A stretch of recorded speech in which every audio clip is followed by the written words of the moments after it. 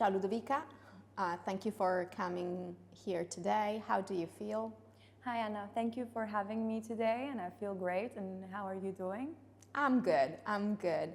Let's kickstart our little conversation for today. How would you describe your job currently? In my current role, I operate as a strategic advisor for both fashion and beauty companies, and I focus on digital PR, influencer marketing, and building powerful connections between the brand and the customers. With over 8 years of experience in the industry, I have a strong direct network of people and stakeholders that help me execute my job. I oversee projects ranging from influencer campaigns to exclusive events, all carefully crafted to enhance the brand visibility and establish lasting consumer relationships. In addition to my advisory work, I also teach in university. I'm a university professor. I am also the director of the BA in Fashion Business and Digital Marketing here at Ferrari Fashion School in Milan. This dual role really allows me to bring real-world insights from the industry directly into my classrooms, offering students a balanced view of both strategic theory and practical application. And by staying deeply connected to current trends and the evolving dynamics of the fashion industry and the beauty industry too, I can really enrich the learning experience for my students and continuously adapt my consulting strategies to meet industry demands. I understand that the students are very happy with such connection with the industry. Yes, and I'm happy too, because students' feedback is one of the most important aspects of my job. But Ludovica, tell us something more about your history, your career. So how did it all start and how has it evolved during the past years? So I can start by saying that I've always had a very strong passion for entrepreneurship.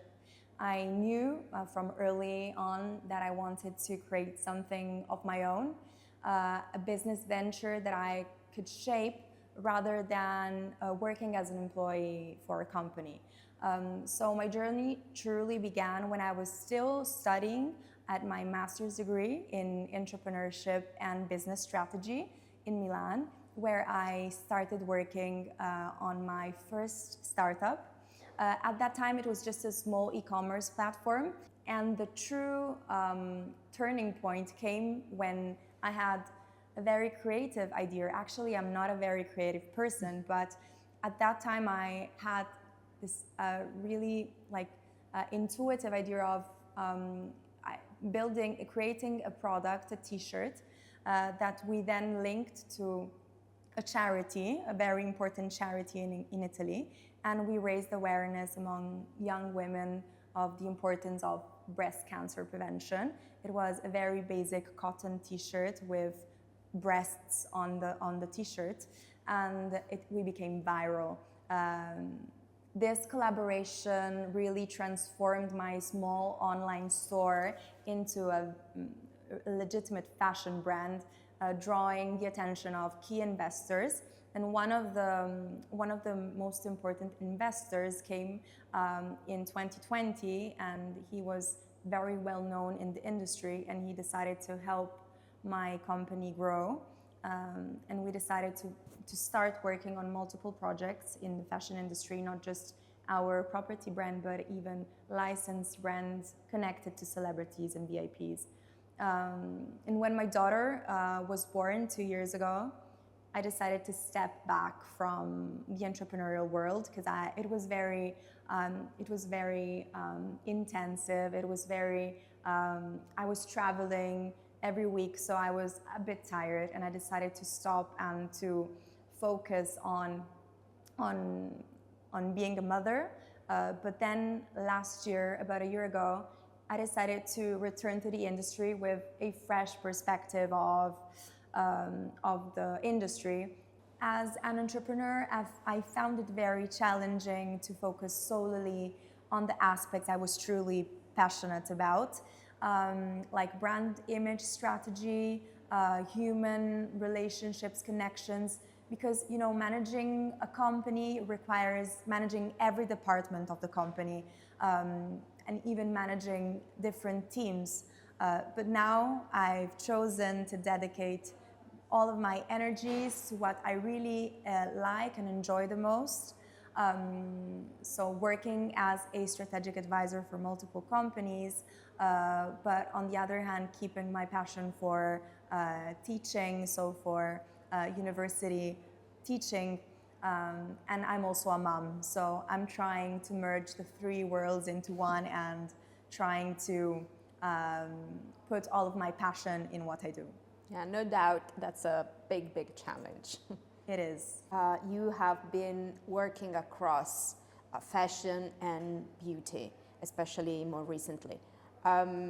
What are the differences and the unique aspects of these two sectors, if you believe that these are still two different sectors? So actually, fashion and beauty have converged in many ways, with both industries focusing on shaping identity, expressing personality, building aspirational brands. But actually, both sectors leverage trends, celebrity influence, digital platforms to connect with consumers on a personal level. However, I believe both of them have unique qualities. For example, fashion often emphasizes seasonal cycles, rapid trend evolution, and visual storytelling through clothing and accessories. But beauty, on the other hand, focuses more on self-care, wellness, and often has a longer product life cycle focusing on ingredients and efficacy. The boundaries between the two worlds are blurring, so I feel there is a blurred line between the two, particularly after the rise of influencer marketing and lifestyle branding. But I feel that both worlds really blend together and create exciting opportunities for brands as they can integrate both fashion and beauty to create a more holistic brand experience for the customer. And nowadays, talking about brand experience is like a daily activity, and I feel it's like one of the key points in both fashion and beauty. So yes, expression, well-being, but brand experience first of all. As you mentioned it, you have been teaching fashion distribution and retail strategy here at Ferrari Fashion School. So what is relevant about this subject, and especially how has it evolved in the recent years? So over the last recent years, fashion retail has undergone significant transformation, in my opinion, primarily driven by digital innovation that shifted consumer behavior after the pandemic. So starting from COVID-19 pandemic, the acceleration of the adoption of e-commerce, brands really wanted to enhance their online platforms and integrate technologies like virtual try-ons, online and augmented reality, because the stores were closed, so they had to try to recreate physical retail online so that customers could do the customer experience from their own houses. This period also saw a surge in omni-channel strategies. Omni-channel is one of the most important keywords in retail, blending online and offline experiences to really meet customers' expectations for a seamless shopping. And another keyword is sustainability. It has become a central focus for the brands.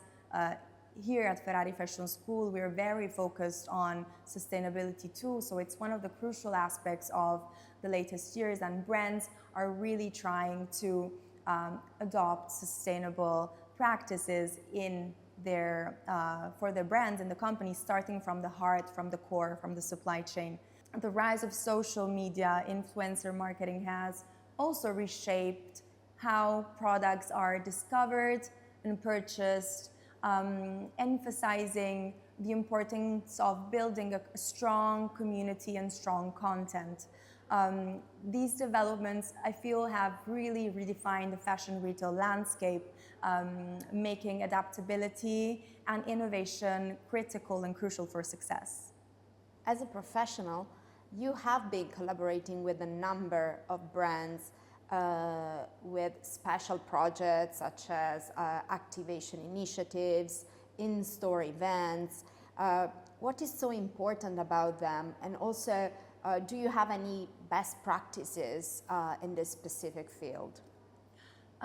When working on brand activations and in-store events, creating an experience, it is what we were saying before, so it's always about the experience, the customer experience, that really resonates with the target audience. This is essential. And I feel some best practices are first, it's crucial to align every aspect of the activation with the brand's core identity, vision, and values. This means ensuring that the event reflects the brand's unique voice and appeals to the lifestyle and interest of its audience. Whether it's the choice of the venue, the decor, or the type of influencers or VIPs involved, every detail should feel like a natural extension of the brand. Another key aspect is interactivity. Consumers today are drawn to experiences that really engage them personally. So adding elements where you can actively participate, maybe through immersive installations, product sampling, or even digital integrations like AR, enhance their connection to the brand and makes the event memorable. Collaboration with the right influences or partners can also be significant and can also amplify the reach and credibility of the event. By involving people who generally align with the brand, it's easier to create authentic content and conversations that really attract the right attention. Measuring impact is also essential in my opinion. So tracking the engagement, gathering consumer feedback, and analyzing the event's reach really allow the brand to understand what resonated most with their audience and apply those insights for the future. So yes, feedback is also very important. I attended one of your events dedicated to a beauty brand and company, and yes, I find that this interaction was very special in that. Yes, you remember we had a machine that could analyze your skin type, and there was a professional, a doctor that could give you the products for your skin. So tailor-made feedback and products, and the experience during the event was memorable for you as a customer, as a guest. So this means that customer experience is important indeed and should be considered by all the brands that are actively activating and organizing in-store events. Yeah, I truly felt super cuddle. Okay, so we went in the right direction, and this is very good to hear. And now let's talk about skills and competencies. So what do you think are the key skills, both hard and soft, that are important for a young talent who wants to work in the European luxury industry? So I feel a young professional needs a blend of both soft and hard skills to succeed in this market. On the technical side, a strong foundation in marketing, brand management, digital communication is essential. The luxury sector is increasingly digital, so familiarity with social media, e-commerce, and data analytics too is critical to understand this ever-changing industry. A good grasp of project management, for example, and an understanding of the supply chain dynamics also add great value to the hard skills. Regarding the soft skills, however, I believe they are equally crucial. One of the most important is cultural sensitivity, in my opinion. Understanding the heritage, the nuance of luxury is essential, but communication skills are also key. Building strong relationships, networking with the right contacts, and I feel this is essential for growth in this industry. Attention to detail is another, and a redefined aesthetic sense, because we're working in the luxury sector, so we're obviously talking about quality, about brand image. So yes, obviously we have to pay attention to details too. And I also feel adaptability and problem solving are really crucial, because the hyper competitiveness of this market really demands problem solving skills to face difficulties in the market. And last but not least, language skills. English is very important, and really helps facilitating a smooth collaboration in the industry. And I feel that language skills is also one of the most important skills that a young professional should focus on to work in this really fun and ever-evolving market and industry. What recommendation do you have for a student attending, for example, a master in fashion and luxury management who want to work in the business side of the fashion and beauty industry? For students entering the business side of fashion and beauty, one of the most important advice I would give to them is to be prepared to hard work and to start from the bottom if needed. Because building a strong foundation often requires learning different skills and tackling even the less glamorous skills if needed.